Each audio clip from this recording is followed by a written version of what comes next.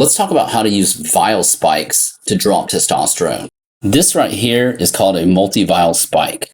And this is designed so that you can draw up your testosterone without having to use a big draw needle. First things first, get your testosterone vial and let's clean it.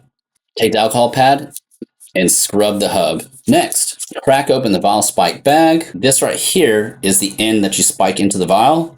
And this right here, the blue area, is the lure lock syringe attachment site. First, remove this protective cap.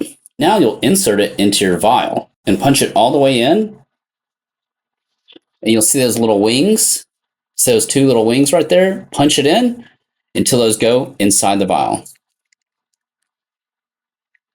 Give it a little twist and work it in. And then if you pull back, you notice it can't come out. Now, when you're ready to drop testosterone, we need to scrub that blue area first. Take your alcohol pad and scrub this. And you want to do this before every testosterone withdrawal. Now, crack open my syringe bag. And instead of attaching a large draw needle to the end of this, what I'll do is I'll insert this and attach this to the multi-vial spike.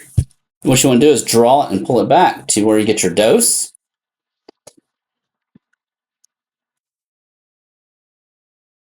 Let's say I'm doing 35 units. I like to draw a few units beyond that. And then I push up a little bit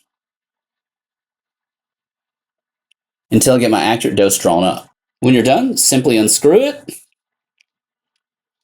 and attach your injection needle to this.